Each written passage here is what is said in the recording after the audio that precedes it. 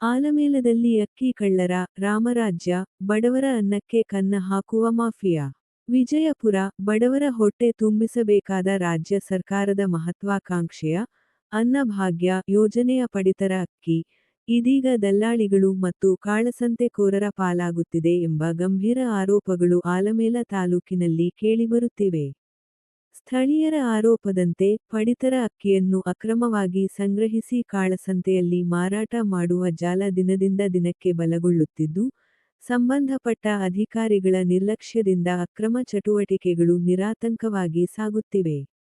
ಇದರಿಂದ ನಿಜವಾದ ಫಲಾನುಭವಿಗಳಿಗೆ ಸರ್ಕಾರದ ಯೋಜನೆಯ ಸಂಪೂರ್ಣ ಪ್ರಯೋಜನ ದೊರೆಯದೆ ಬಡವರ ಪಾಲಿನ ಅನ್ನಕ್ಕೆ ಕನ್ನ ಹಾಕಲಾಗುತ್ತಿದೆ ಎಂದು ಸಾರ್ವಜನಿಕರು ಆಕ್ರೋಶ ವ್ಯಕ್ತಪಡಿಸಿದ್ದಾರೆ.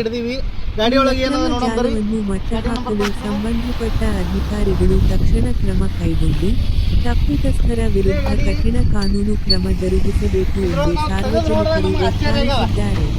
ಅಲ್ಲದೆ, ಪಡಿತರ ಅಕ್ಕಿಯ ಅಕ್ರಮ ಸಾಗಣೆ ಮತ್ತು ಕಾಳಸಂತೆ ವ್ಯವಹಾರದ ಬಗ್ಗೆ ಸಮಗ್ರ ತನಿಖೆ ನಡೆಸಿ, ಜನರ ವಿಶ್ವಾಸ ಉಳಿಸಬೇಕೆಂದು ಆಗ್ರಹಿಸಿದ್ದಾರೆ.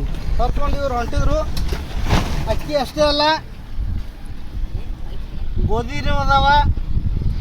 ಇದು ಸಂಬಂಧಪಟ್ಟ ಇಲಾಖೆಯವ್ರು ಯಾರು ಅದು ನೋಡ್ಬೇಕಾಗ್ತದ. ಅಕ್ಕಿನೂ ಅದಾವ ಸರ, ಗೋಧಿನೂ ಅದಾವ್ರಿ. ಇಲ್ಲಿ ತಲಾಟಿಯವ್ರು ಬಂದಾರ. ತಲಾಟಿಯವ್ರ ಕೈಯಾಗ ನಾವು ಗಾಡಿ ಒಪ್ಪಿಸ್ಲತ್ತೀವಿ. ಇವ್ರ ಮುಂದಿನ ಕ್ರಮ